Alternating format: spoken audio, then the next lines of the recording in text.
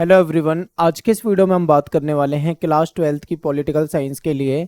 इसमें हम first book का चैप्टर नंबर 3 करने वाले हैं, समकालीन दक्षिण एशिया।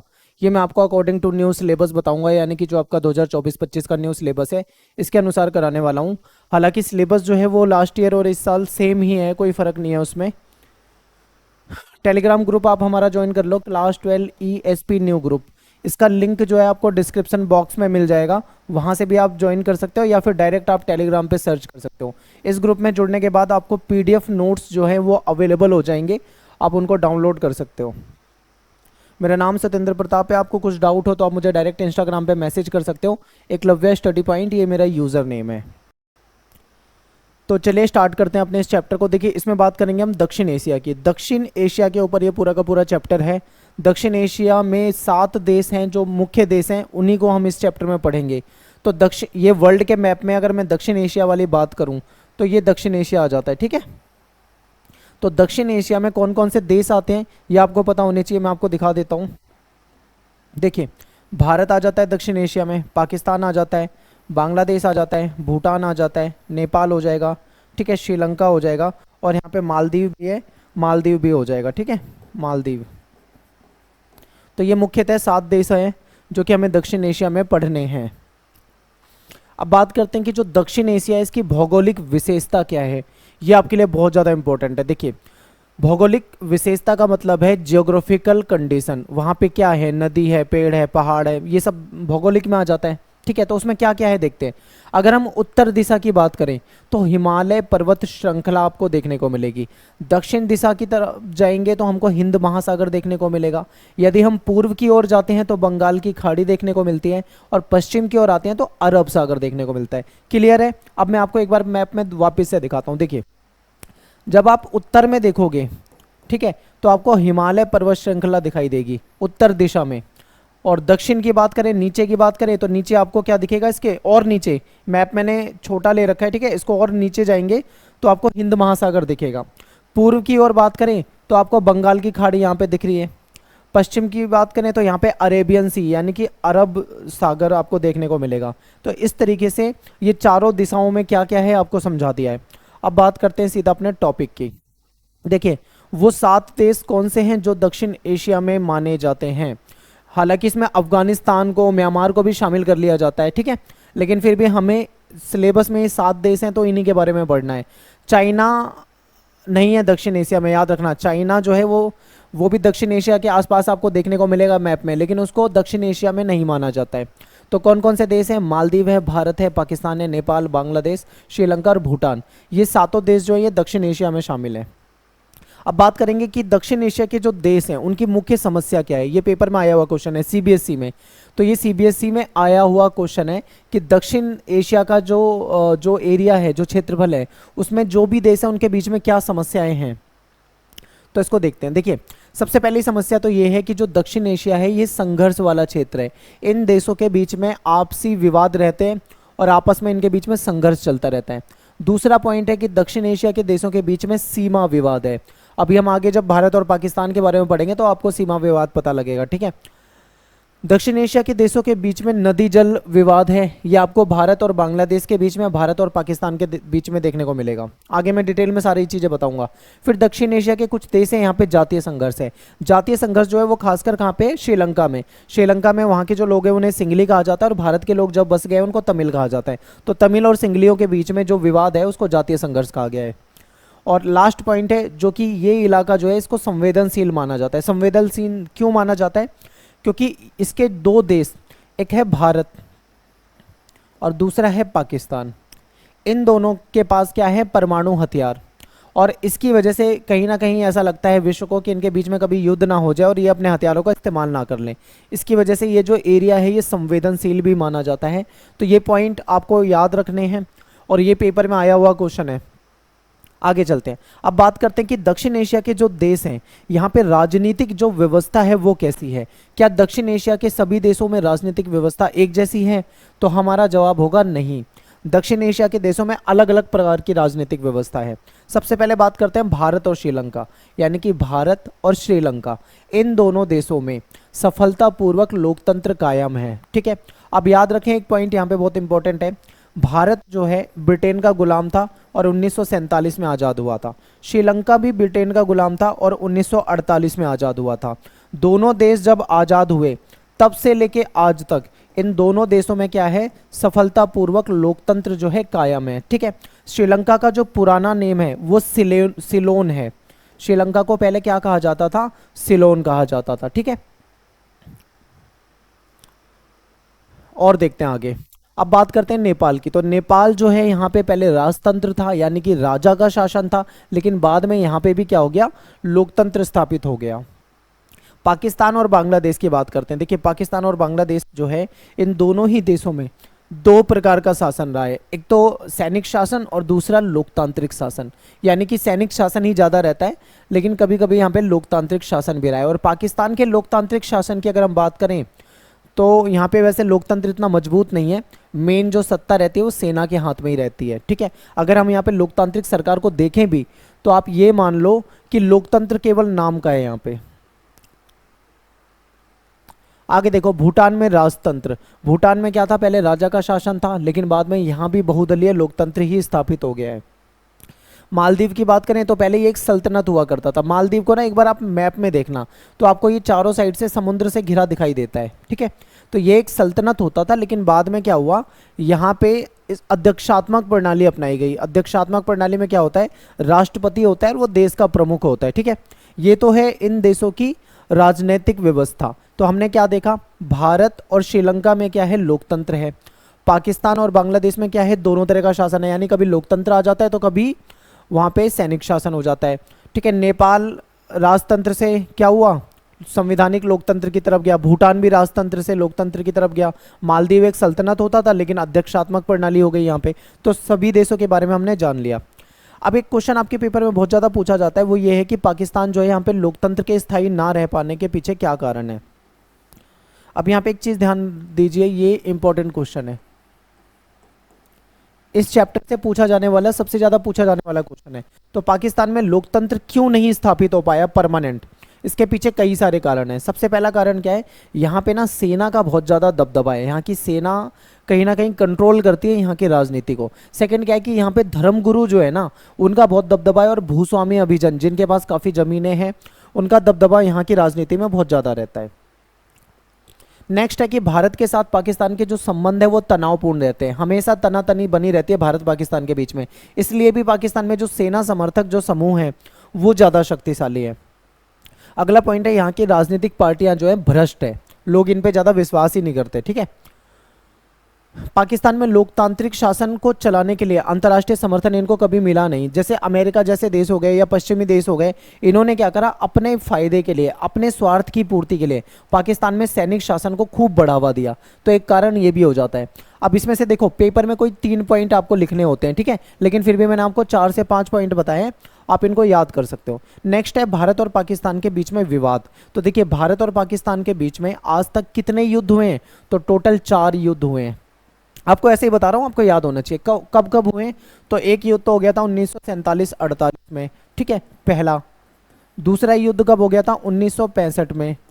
तीसरा युद्ध कब हो गया था, 1971 में। और चौथा युद्ध कब हो गया था, 1999 में। इसको कारगिल वॉर कहते हैं, इसको बांग्लादेश संकट कहते हैं। ठीक है, ये लाल बहादुर शास्त्री के समय में हुआ था 1965 वाला। और 47-48 वाला तो देश के आज़ाद होने के तुरंत बाद ही हो गया था, जिसमें जो जम्मू कश्मीर वाला हिस्सा है उसका छोटा सा हिस्सा पाकिस्तान में चला गया था, जिसको पीओके कहा जाता है। तो ये चीज़ें आपको ध्यान रखनी है। ये तो मैंने आपको युद्ध बता दिए। आखिर भारत और पाकिस्तान में ना विवाद के कारण क्या है, युद्ध क्यों हुआ, इसके पीछे कुछ कारण भी होंगे। मैं एक बार इसको इरेज कर देता हूँ, फिर आपको समझाता हूँ। देखिए बहुत सारे कारण हैं। सबसे पहला कारण क्या है, आतंकवाद। ये इंपॉर्टेंट मुद्दा है भारत पाकिस्तान के बीच में। सेकेंड है सीमा विवाद। फिर है हमारा कश्मीर विवाद, ठीक है, कश्मीर को लेकर विवाद रहता है। हथियारों की होड़, और यहाँ पे क्या है फिर सियाचिन ग्लेशियर पर जो नियंत्रण है उसको लेके, और नदी जल विवाद। एक बार आप देख लो स्क्रीन पे ध्यान से, ये सारे के सारे पॉइंट है। मैं आपको क्या करता हूँ, एक एक पॉइंट अच्छे से एक्सप्लेन कर देता हूँ ताकि आपको और डिटेल में समझ में आएगा। अब बात करते हैं सबसे पहले कश्मीर मुद्दे को। देखिए भारत के मैप में जो आप सबसे ऊपर वाला हिस्सा देखते हो, ये जम्मू और कश्मीर का हिस्सा है, ठीक है। कश्मीर क्या है, भारत और पाकिस्तान के बीच में विवाद का एक मुद्दा रहा है। विवाद का मुद्दा कैसे रहा है, क्योंकि जो पाकिस्तान है ठीक है, पाकिस्तान कहीं ना कहीं ये दावा करता है कि जो कश्मीर है वो किसका है, पाकिस्तान का है। और 1947-48 में दोनों के बीच में एक युद्ध हो गया था, और इस युद्ध में कश्मीर का कुछ हिस्सा जो है वो पाकिस्तान के कब्जे में चला गया, जिसको पाकिस्तान क्या बोलता है, इसको पाकिस्तान आज़ाद कश्मीर कहता है। ठीक है, पाकिस्तान क्या कहता है, आज़ाद कश्मीर, लेकिन भारत क्या कहता है, इसको पीओके कहता है, कि पाक ऑक्यूपाइड कश्मीर, यानी कि पाकिस्तान के द्वारा अधिकृत किया गया कश्मीर। ठीक है, यानी कि हमारा हिस्सा है लेकिन पाकिस्तान ने उसको कब्जे में ले रखा है। तो ये आपको क्लियर है। अब कश्मीर मुद्दे को समझते हैं। कश्मीर जो है हमेशा से भारत और पाकिस्तान के बीच में विवाद का मुद्दा रहा है। पाकिस्तान जो है वो कहता है कि कश्मीर पे अपना दावा बताता है हमेशा। आज़ादी के बाद भारत और पाकिस्तान के बीच में कश्मीर को लेकर एक युद्ध हो गया था, जिसमें कश्मीर का एक हिस्सा जो है वो पाकिस्तान में चला गया था, जिसको पीओके कहा जाता है। ठीक है, तो ये कश्मीर मुद्दा हो गया। सेकंड है आतंकवाद का मुद्दा। देखिए, पाकिस्तान में क्या होता है, आतंकवादियों को खूब समर्थन मिलता है, आतंकवादियों को ट्रेनिंग दी जाती है, पैसा दिया जाता है, हथियार दिए जाते हैं, और उनको छोड़ दिया जाता है भारत की तरफ कि जाओ भारत में जाओ, वहाँ पे आतंकवाद फैलाओ। तो आतंकवाद का मुद्दा जो है भारत और पाकिस्तान दोनों के बीच में रहता है। तो पाकिस्तान की तरफ से भारत विरोधी गतिविधियों को खूब बढ़ावा दिया जाता है। आतंकवादी को ये लोग ट्रेनिंग देते हैं, इनको ये पैसा देते हैं, और इनको ये लोग क्या करते हैं, हथियार देते हैं, और फिर ये भारत में आते हैं और यहाँ पर आतंकवाद फैलाते हैं। पाकिस्तान की जो खुफिया एजेंसी है ISI, ये क्या करती है, बांग्लादेश और नेपाल के जो गुप्त ठिकाने हैं यहाँ पर छुपकर भारत का जो नॉर्थ ईस्ट वाला एरिया है, ठीक है, भारत का जो मैप है उसमें जो नॉर्थ ईस्ट का एरिया है, जिसमें आपका असम आ जाता है, मेघालय, ठीक है, मणिपुर, उधर की साइड की बात कर रहा हूँ, वहाँ पे ये लोग क्या करते हैं, आतंकवाद फैलाते हैं। तो ये दोनों के बीच में एक विवाद का मुद्दा है। कश्मीर में भी आतंकवाद फैलाते हैं। इसके बाद है सीमा विवाद। भारत और पाकिस्तान के बीच में सीमा विवाद है। अगर आप मैप में देखोगे तो आपको गुजरात राज्य में, अगर आप जूम करके देखोगे अच्छे से गूगल मैप में, तो एक जगह दिखेगी जिसको कहा जाता है कक्ष। ठीक है, गुजरात में एक जगह है कक्ष, कक्ष में एक जगह है रण, और रण में एक जगह है सर्किक रेखा। इस सर्किक रेखा को लेकर दोनों के बीच में मतभेद है, क्योंकि सर्किक रेखा जो है यहाँ पे कुछ महत्वपूर्ण यूरेनियम जैसे संसाधन हैं। इसकी वजह से पाकिस्तान क्या करता है, इस पे अपना दावा करता है। हालांकि ये हिस्सा जो है ये भारत का है, लेकिन फिर भी पाकिस्तान इस पे दावा करता है, और इसको लेकर भारत और पाकिस्तान के बीच में विवाद है। क्लियर है। फिर दूसरा पॉइंट है सियाचिन ग्लेशियर विवाद। भारत और पाकिस्तान के बीच में सियाचिन जो ग्लेशियर वाला हिस्सा है उस पर नियंत्रण को लेकर भी विवाद रहता है। ठीक है। हथियारों की होड़। अब देखो क्या हुआ, देखो भारत और पाकिस्तान के बीच में हथियारों को लेकर होड़ है। 1990 के दशक में, दशक का मतलब होता है 10 साल। ठीक है, दशक का मतलब क्या होता है, 10 साल। अगर मैं यहाँ पे बात कर रहा हूँ 1990 का दशक, तो इसका मतलब है 1990 से लेके 2000 तक। अगर मैं बात करता हूँ 1950 का दशक, तो इसका मतलब है 1950 से लेके 1960 तक। क्लियर है दशक का मतलब। तो अब देखिए,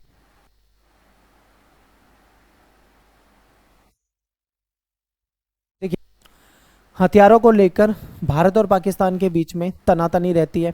1990 के दशक में दोनों ने परमाणु हथियार जो है वो हासिल कर लिए थे। भारत ने क्या करा, 1998 में, 1998 में पोखरण में, ठीक है, परमाणु परीक्षण किया, अपना परमाणु परीक्षण किया। अब भारत ने 1998 में परमाणु परीक्षण किया है, तो पाकिस्तान थोड़ी चुप बैठेगा। उसने भी क्या करा, थोड़े समय के बाद परमाणु परीक्षण कर लिया चगाई की पहाड़ियों में। चगाई की पहाड़ी कहाँ है, जो बलूचिस्तान की तरफ जो पाकिस्तान का एरिया आता है वहाँ पर है। अब आपसे मैं एक क्वेश्चन पूछता हूँ, आप मुझे कमेंट में बताइए कि ये जो पोखरण है ये भारत के किस राज्य में है। ठीक है, भारत के किस राज्य में है पोखरण, आप मुझे कमेंट में बताएंगे। नेक्स्ट है हमारा नदी जल विवाद। देखिए, भारत और पाकिस्तान के बीच में नदी जल बंटवारे को लेकर भी विवाद है। इसके लिए सिंधु नदी जल बंटवारे को करवाने के लिए, ठीक है, एक संधि को करवाने के लिए विश्व बैंक ने अपनी महत्वपूर्ण भूमिका निभाई थी। 1960 में विश्व बैंक की सहायता से भारत और पाकिस्तान के बीच में एक संधि हुई थी, जिसको हम सिंधु जल संधि कहते हैं। लेकिन उसके बाद भी कुछ विवाद जो है वो अभी तक बाकी है भारत और पाकिस्तान के बीच में। बांग्लादेश जो है वो पहले पाकिस्तान होता था, बाद में एक स्वतंत्र देश बनाया गया। मैं आपको पहले मैप में दिखा देता हूँ। देखिए, ये विश्व का मैप है, विश्व के मैप में ये भारत है। आपको पता है कि भारत देश जो है 1947 में आज़ाद हुआ था। जब 1947 में देश आज़ाद हुआ था तो देश का बंटवारा हो गया था। ठीक है, यानी देश का विभाजन हो गया था। तो पाकिस्तान जो है वो दो बनाए गए थे। एक तो पाकिस्तान आप ये देख रहे हो, इसको कहा जाता है पश्चिमी पाकिस्तान। दूसरा पाकिस्तान बनाया गया था इधर की तरफ यानी बंगाल साइड में, जिसको कहा जाता है पूर्वी पाकिस्तान। तो 1947 से लेकर 1971 तक ये क्या होता था, इसे पूर्वी पाकिस्तान कहा जाता था। ठीक है, 1947 से लेकर 1971 तक ये पूर्वी पाकिस्तान कहलाता था। लेकिन बाद में इसको एक स्वतंत्र देश बना दिया गया, जो कि 1971 में इसको बांग्लादेश के नाम से जाना जाने लगा। क्लियर है? आखिर ये कैसे हुआ, यानी ये सब हुआ कैसे, इसके पीछे एक बड़ी कहानी है जो कि आपको समझनी है। हालांकि पेपर में सीधा सीधा एक ही क्वेश्चन पूछा जाता है, लेकिन फिर भी मैं आपको डिटेल में स्टोरी समझा देता हूँ। देखिए 47 से लेके 71 तक बांग्लादेश जो है ये पाकिस्तान का अंग होता था, क्योंकि इसको पूर्वी पाकिस्तान कहा जाता था। जब अंग्रेजों का राज था उस समय की अगर बात करें तो बंगाल को और असम को काट कर ये जो हिस्सा है इसको पूर्वी पाकिस्तान बनाया गया था। यहाँ पे समस्या क्या आ रही थी, देखिए जो पूर्वी पाकिस्तान के लोग थे ना, वो बंगाल और असम के टच वाले लोग थे, यानी उनकी जो लैंग्वेज थी वो बंगला थी और असमी थी। अब ये बंगला भाषा बोलते थे, लेकिन जो पश्चिमी पाकिस्तान जो है ये इन पे दबदबा बना रहा था और इनके ऊपर उर्दू भाषा थोप रहा था। अब समस्या क्या आ रही थी, इनके ऊपर जब जबरन उर्दू भाषा थोपी जा रही थी तो ये लोग जो हैं इसको पसंद नहीं कर रहे थे। तो पाकिस्तान के निर्माण के तुरंत बाद ही यहाँ के लोगों ने जो इनकी बंगाली संस्कृति और भाषा थी उसके साथ जो दुर्व्यवहार हो रहा था पश्चिमी पाकिस्तान की तरफ से, उसका विरोध करना शुरू कर दिया। ठीक है, इन्होंने उसका खूब विरोध करा और इन्होंने आंदोलन कर दिया। आंदोलन किसके नेतृत्व में हुआ, तो शेख मुजीबुर रहमान, इंपॉर्टेंट है, इसको शॉर्ट में हम शेख मुजीब बोलेंगे। ठीक है, तो शेख मुजीब के नेतृत्व में इन पूर्वी पाकिस्तान के लोगों ने एक आंदोलन कर दिया, जिसमें इन्होंने पश्चिमी पाकिस्तान का विरोध करा। विरोध किस बात पे करा, क्योंकि पश्चिमी पाकिस्तान जो था इनके ऊपर अपनी उर्दू भाषा जबरन थोप रहा था, इसकी वजह से इन्होंने इसका विरोध किया। आगे देखिए क्या होता है, फिर यहाँ पे क्या होता है, ये जो इन्होंने आंदोलन करा था शेख मुजीब ने, इन्होंने पूर्वी पाकिस्तान के लिए स्वायत्तता की, विशेष अधिकारों की मांग कर दी। अब शेख मुजीब के नेतृत्व में क्या हुआ, चुनाव होता है। इसकी एक पार्टी थी शेख मुजीब की जिसका नाम था आवामी लीग। इस पार्टी ने यहाँ पे चुनाव लड़ा और यहाँ पे ये बहुत ज़्यादा फेमस थे, इसलिए इनकी जो पार्टी है उसने पूर्वी पाकिस्तान में सारी सीटें जीत ली। अब ऐसे में पश्चिमी पाकिस्तान इन सब घटनाओं को देख रहा था, पश्चिमी पाकिस्तान को ये पसंद नहीं था। पश्चिमी पाकिस्तान शेख मुजीब को पसंद नहीं करते थे, उसकी पार्टी को पसंद नहीं करते थे, इसलिए पश्चिमी पाकिस्तान और इनके बीच में क्या हो जाता है, विवाद हो जाता है। शेख मुजीब को वो क्या करते हैं, गिरफ्तार करवा देते हैं, और जब इनको गिरफ्तार करवा देते हैं तो फिर जनरल याहिया खान जो कि पाकिस्तान यानी पश्चिमी पाकिस्तान के शासक थे, इन्होंने अपनी सेना के दम पर जो बंगाली जनता थी उसके आंदोलन को कुचलने का प्रयास किया। हजारों लोग जो हैं पाकिस्तानी सेना के हाथों मारे गए। अब जब हजारों लोग मारे गए तो ऐसे में क्या हुआ, पूर्वी पाकिस्तान से बड़ी संख्या में लोग जो थे वो भारत की तरफ आने लगे। अब भारत की तरफ पाकिस्तान से, पूर्वी पाकिस्तान से लोग आ रहे हैं, तो ऐसे में भारत के सामने समस्या है कि इन शरणार्थियों को कैसे रखा जाए, क्योंकि ऐसा कहा जाता है 80 लाख लोग जो थे वो उधर से इधर की तरफ आने का प्रयास कर रहे थे। तो ऐसे में भारत की सरकार, उस समय में इंदिरा गांधी की सरकार थी, प्राइम मिनिस्टर इंदिरा गांधी थी, तो भारत की सरकार ने क्या करा, जो पूर्वी पाकिस्तान है उसके लोगों को उनकी आज़ादी की मांग को समर्थन कर दिया और पूर्वी पाकिस्तान की मदद कर दी, उनको सैन्य मदद भी कर दी और पैसों की मदद भी कर दी। अब ऐसे में जो पाकिस्तान था वो भारत से चिढ़ गया, क्योंकि उसे लगा कि पूर्वी पाकिस्तान तो उसका अंदरूनी मामला है और भारत उसमें क्या कर रहा है, दखल अंदाजी कर रहा है। तो ऐसे में भारत और पाकिस्तान के बीच में 1971 में एक युद्ध हो गया। अब युद्ध हो जाता है भारत और पाकिस्तान के बीच में, भारत जीत जाता है, पाकिस्तान की सेना जो है वो आत्मसमर्पण कर देती है। ऐसे में क्या होता है, एक स्वतंत्र देश बना दिया जाता है, यानी कि जो पहले दो पाकिस्तान होते थे अब उसमें से जो पूर्वी पाकिस्तान है, अब वो पूर्वी पाकिस्तान ना रहकर एक स्वतंत्र देश बन गया जिसका नाम है बांग्लादेश। क्लियर है? तो यही आपको बताया गया है। अब देखो क्या होता है, अलग देश बन गया, इसको धर्मनिरपेक्ष लोकतांत्रिक समाजवादी देश घोषित कर दिया गया 1975 में। अब शेख मुजीब जो है इन्होंने क्या करा, पूर्वी पाकिस्तान को एक अलग देश तो बनवा दिया, लेकिन इनके मन में सत्ता का लालच आ गया। अब देखो ये क्या करते हैं, इन्होंने संविधान में संशोधन कराया और संसदीय प्रणाली की जगह पे अध्यक्षात्मक प्रणाली को मान्यता मिल गई। अध्यक्षात्मक प्रणाली में क्या होता है, एक राष्ट्रपति बना दिया जाता है और राष्ट्रपति के पास बहुत ज़्यादा पावर होती है, ठीक है, बहुत ज़्यादा उसके पास शक्ति होती है। तो शेख मुजीब राष्ट्रपति बन गए और अपने लिए इन्होंने बहुत सारी शक्तियां रख ली। अब इन्होंने क्या करा, दूसरा काम, अपनी पार्टी को छोड़ दिया। आवामी लीग को तो कुछ नुकसान नहीं पहुंचाया, उसके अलावा बांग्लादेश में जितनी भी पार्टी थी सबको समाप्त कर दिया, यानी कि पूरी तानाशाही पे उतर आए। अब जब इन्होंने ऐसा करा तो उनके खिलाफ क्या हुआ, लोग उनके खिलाफ हो गए। तो 1975 में सेना जो थी वो उनके खिलाफ हो गई और बगावत कर दी। शेख मुजीब जो थे वो सेना के हाथों मारे गए। अब याद रखिए, ध्यान से समझना, शेख मुजीब मारे गए, उसके बाद कौन आता है, जियाउर रहमान। और जियाउर रहमान कौन है, ये सैनिक शासन वाला ही शासक है।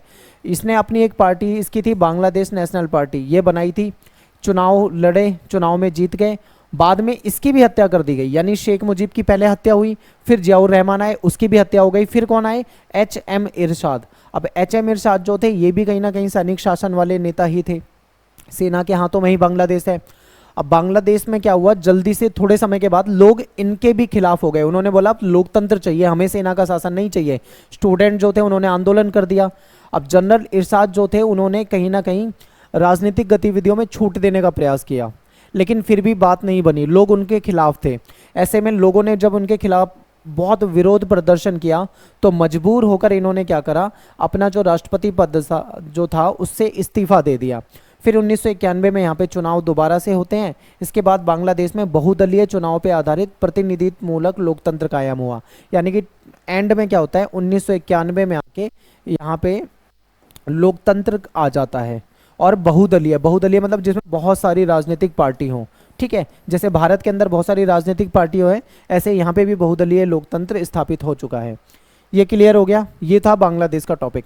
अब यहाँ से ना एक क्वेश्चन आता है आपके पेपर में, प्रश्न जो है वो ऐसे आता है कि बताइए भारत और बांग्लादेश के बीच में ऐसे 3 मुद्दे बताओ जिन पे दोनों देशों के बीच में सहमति है, और ऐसे 3 मुद्दे बताओ जिनमें दोनों देशों के बीच में सहमति नहीं है, यानी कि असहमति है। तो देखते हैं, सबसे पहले हम असहमति वाले को डिस्कस कर लेते हैं, किन बातों पे असहमति है। देखिए, भारत और बांग्लादेश के बीच में नदी जल बंटवारे को लेकर विवाद है। गंगा नदी और ब्रह्मपुत्र नदी, इसके जल बंटवारे को लेकर दोनों देशों के बीच में क्या है, विवाद है। ठीक है, नेक्स्ट क्या है, भारत में जो इलीगल रूप से जो बांग्लादेशी आके बस गए हैं, इसको लेकर दोनों के बीच में विवाद रहता है। भारत को प्राकृतिक गैस का निर्यात ना करना बांग्लादेश के द्वारा, इससे भी विवाद हो गया है दोनों देशों के बीच में। और भारत विरोधी कट्टरपंथी जो इस्लामी जमात है, बांग्लादेश उसका समर्थन करता है, इससे भी क्या होता है, दोनों के बीच में विवाद है। क्लियर है। अब देखिए क्या होता है, बांग्लादेश जो है कहीं ना कहीं जो आतंकवादी हैं वो इनके द्वारा भी फल फूल रहे हैं। जैसे पाकिस्तान उनको समर्थन करता है, ऐसे ये भी समर्थन करते हैं, इसकी वजह से दोनों के बीच में विवाद रहता है। अब ये तो हो गए असहमति। अब बात कर लेते हैं किन बातों पे सहमति है। तो सबसे पहले देखिए, भारत की एक पूर्व चलो की ओर की नीति है जिसको लुक ईस्ट कहा जाता है, बांग्लादेश उसका हिस्सा है। अब लुक ईस्ट का मतलब क्या है कि पूर्व के देश की ओर हम व्यापार करना चाहते हैं, उनसे जुड़ना चाहते हैं, हमारी एक पॉलिसी है, हमने बांग्लादेश को उसमें शामिल कर लिया है। तो ये एक अच्छा पॉइंट है। नेक्स्ट पॉइंट देखते हैं, बांग्लादेश जो है भारत की एक एक्ट ईस्ट नीति का भी हिस्सा है, और दोनों के बीच में व्यापार में भी बढ़ोतरी हुई है, और दोनों के बीच में आपदा प्रबंधन में भी सहयोग हुआ है। तो ये कुछ पॉइंट हो जाएंगे। ठीक है,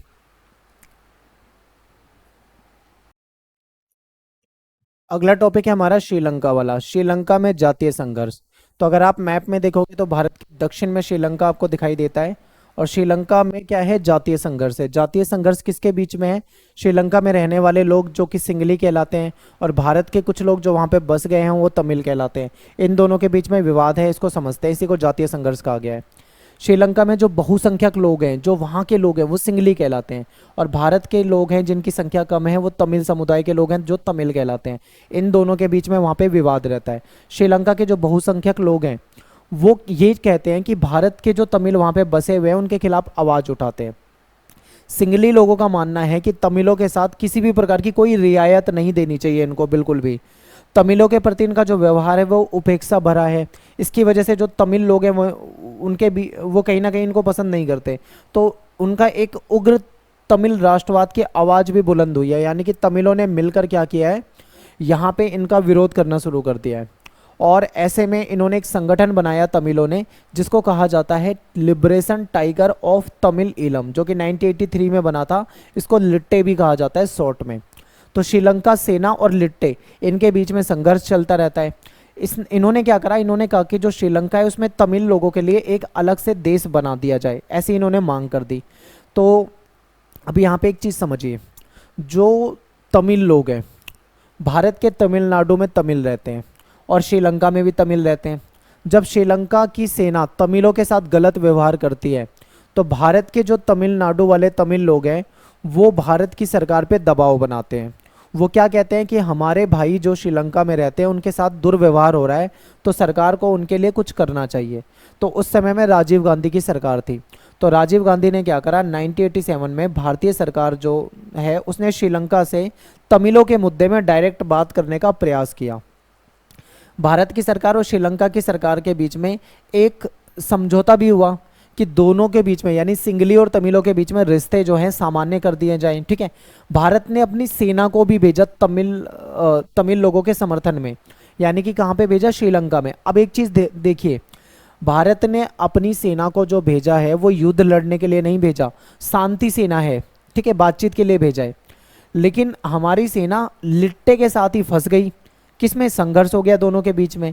और हमारी सेना की जो उपस्थिति थी, यानी जब भारतीय सेना श्रीलंका में गई तो श्रीलंका के लोगों ने भी उसको पसंद नहीं करा। श्रीलंका के लोगों ने ये कहा कि श्रीलंका के अंदर भारत की सेना का क्या काम है, बताइए। वहाँ के लोगों ने इसको पसंद नहीं करा। श्रीलंका के लोग ये कह रहे थे कि भारत जो है हमारे अंदरूनी मामले में दखल अंदाजी कर रहा है। तो ऐसे में सरकार ने 1989 में अपनी जो शांति सेना भेजी थी वो बिना लक्ष्य हासिल किए वापस बुला ली, क्योंकि कोई ऑप्शन नहीं था, खामखाम विवाद और बढ़ रहा था। ठीक है, तो ये है भारत और श्रीलंका का मुद्दा। अब थोड़ा सा और समझते हैं। बाहर के दो देश हैं, एक है नॉर्वे और एक है आइसलैंड। इन्होंने क्या करा, दोनों के बीच में समझौता कराया और समझौता हो भी गया कहीं ना कहीं। और लास्ट में जो लिट्टे था उसने भी क्या करा, ये जो संघर्ष है वो छोड़ दिया और लिट्टे को 2009 में ख़त्म कर दिया गया, यानी जो उनका संगठन लिट्टे था तमिलों का उसको ख़त्म कर दिया गया और रिश्ते जो हैं कहीं ना कहीं पहले के मुकाबले सामान्य हो चुके हैं। अब देखो, ये तो श्रीलंका में ये था कि जातीय संघर्ष था। अब बात करेंगे कि इतना जातीय संघर्ष होने के बावजूद भी श्रीलंका ने बहुत ज़्यादा तरक्की करी है। ठीक है, श्रीलंका जो है आर्थिक और अन्य क्षेत्रों में इसने काफ़ी तरक्की करी। सबसे जो अच्छी बात है श्रीलंका की, इसने जनसंख्या की वृद्धि पर कंट्रोल कर लिया। ठीक है, फिर क्या है, इसने अपनी अर्थव्यवस्था का सबसे पहले उदारीकरण कर दिया। उदारीकरण का मतलब क्या होता है, अपनी अर्थव्यवस्था को लिबरल बनाना, यानी कि व्यापार के लिए खोल देना। लोगों के लिए इन्होंने व्यापार के लिए अपनी अर्थव्यवस्था को खोल दिया। ये बहुत अच्छा पॉइंट है। श्रीलंका का जो जीडीपी है वो भी काफ़ी अच्छा है। संघर्ष यहाँ पे है, लेकिन संघर्ष के बाद भी सबसे अच्छा पॉइंट ये है कि यहाँ पे लोकतंत्र कायम है। यहाँ पे सैनिक शासन नहीं आया, लोकतंत्र ही यहाँ पे चलता रहा। ठीक है,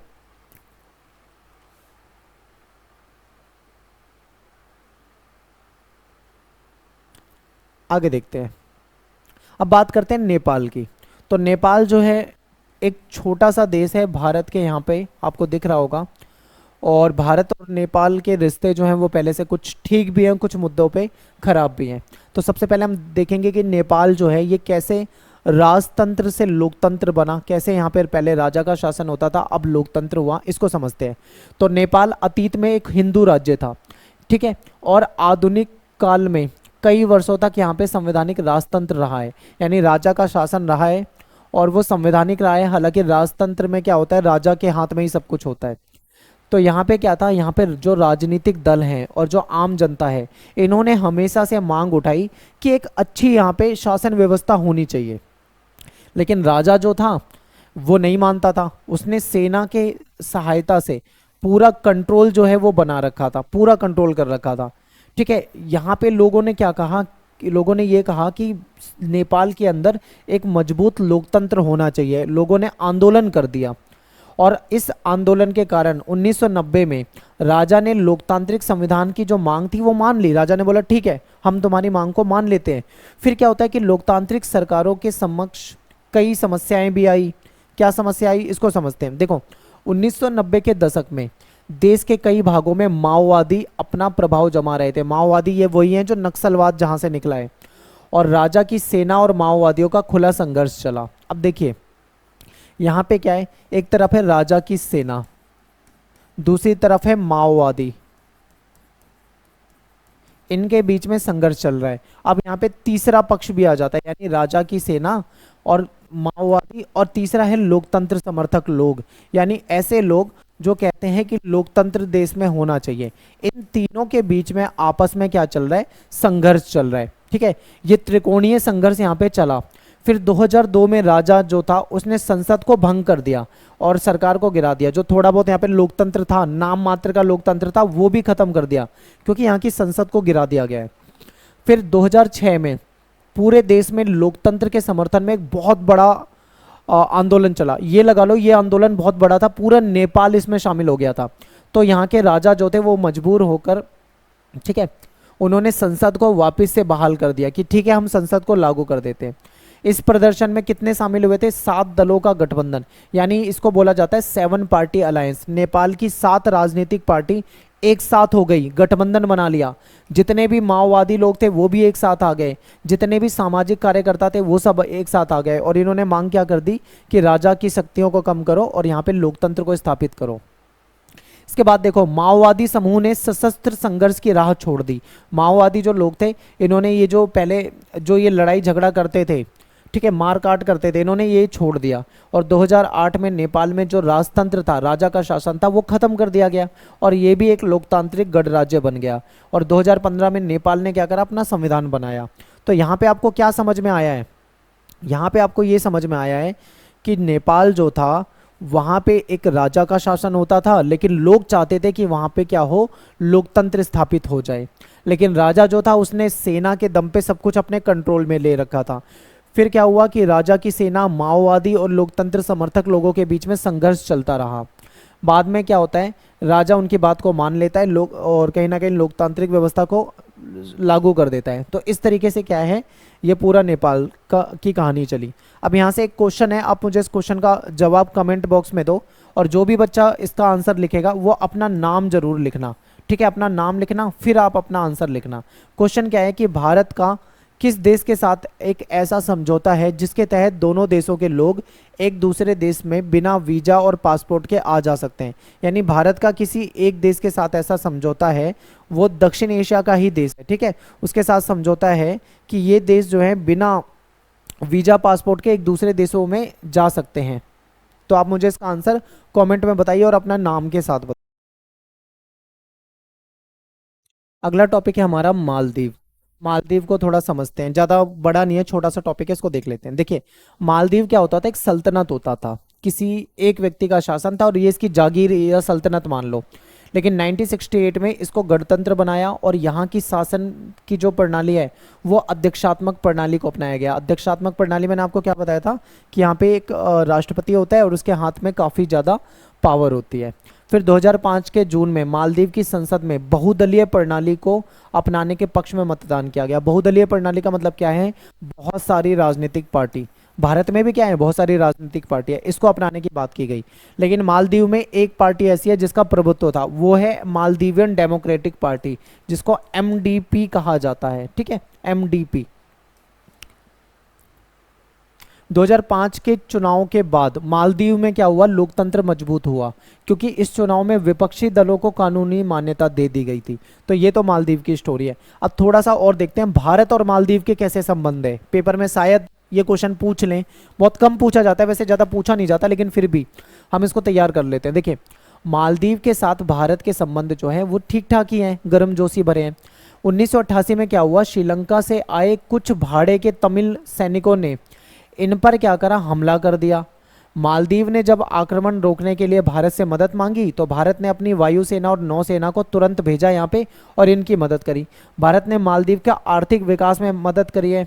भारत ने यहाँ पे पर्यटन और मत्स्य उद्योग में भी अपनी मदद की है। तो ये इंपॉर्टेंट है। अब एक चीज़ का ध्यान रखें, मालदीव वाला जो टॉपिक है ना, ये अगर आएगा तो शॉर्ट क्वेश्चन में आएगा, लॉन्ग क्वेश्चन में नहीं आता है। तो आप छोटा सा भी मतलब इसको ध्यान रखें। और दूसरी चीज़, ये आपकी बुक है पुरानी, जो भी है मतलब पुरानी, नई चीज़ें इसमें नहीं होती है।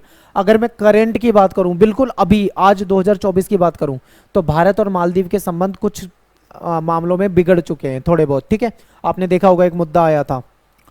इसके बाद नेक्स्ट टॉपिक है भूटान, जो कि छोटा सा टॉपिक है। भूटान को देखते हैं एक बार। भूटान जो एक छोटा सा देश है और काफ़ी गरीब देश है। भारत के भूटान के साथ काफ़ी अच्छे संबंध है। देखिए, भारत और भूटान के संबंध बहुत अच्छे हैं। भूटान की जो सरकार है उसके साथ हमारा कोई बड़ा झगड़ा नहीं है। भूटान अपने काम का संचालन कर रहा है और पूर्वोत्तर भारत में उग्रवादी और गुर्रिल्लों को भूटान ने अपने क्षेत्र से खदेड़ भगाया। अब देखिए, सबसे अच्छा पॉइंट जो है भारत और भूटान के बीच में इनकी अच्छी दोस्ती है। क्या होता था, भूटान से कुछ लोग भारत को नुकसान पहुंचा रहे थे। जब भूटान को पता लगा तो उसने उनको क्या करा, वहां से खदेड़ दिया, यानी वहां से उनको भगा दिया। और भूटान के इस कदम से भारत को बहुत ज़्यादा मदद मिली।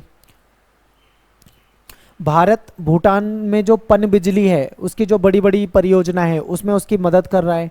और ये जो हिमालयी देश है इसके विकास कार्यों के लिए भी सबसे ज़्यादा जो अनुदान मिलता है, इसको सबसे ज़्यादा जो पैसा मिलता है वो भारत से मिलता है। भारत क्या करता है, इसकी मदद करता है। एक क्वेश्चन आपके पेपर में आया हुआ था सीबीएसई में, मुझे अच्छा क्वेश्चन लगा ये मैंने आपके लिए टाइप कर दिया है, इसको एक बार देखो ध्यान से, आप सभी इसको पढ़ो। क्वेश्चन ये है कि दक्षिण एशिया में लोकतंत्र जो है इसका मिला जुला रिकॉर्ड है, फिर भी जनसाधारण जो है लोकतंत्र का समर्थक है, इस कथन की व्याख्या कीजिए। तो इसका आंसर क्या होगा, पहले इसको समझते हैं। देखिए, दक्षिण एशिया में क्या होता है, ये कथन जो है बिल्कुल सत्य है। दक्षिण एशिया में एक 5 देश जो हैं, 5 देशों में, टोटल तो वैसे इसमें 7 देश हैं, लेकिन 5 देशों में एक सर्वे कराया गया। कौन कौन से वो 5 देश थे, बांग्लादेश, भारत, नेपाल, पाकिस्तान और श्रीलंका। यहाँ पे एक सर्वे कराया गया और यहाँ की जनता से पूछा गया कि बताइए आपको कौन सी शासन प्रणाली अच्छी लगती है। क्या आपको लोकतंत्र पसंद है, या आपको सेना का शासन पसंद है, या आपको अध्यक्षात्मक प्रणाली पसंद है, या फिर कोई और प्रणाली, या राजा का शासन पसंद है, इस तरीके से। तो सभी देशों ने क्या करा, लोकतंत्र को समर्थन करा, यानी जो ज़्यादातर देश थे वो लोकतंत्र को पसंद करते थे। ठीक है, तो ये इसका आंसर हो जाएगा। आप इसको एक बार देख लो और इसको अच्छे से समझ लो। अब बात करते हैं, लास्ट टॉपिक है इस चैप्टर का, शांति और सहयोग।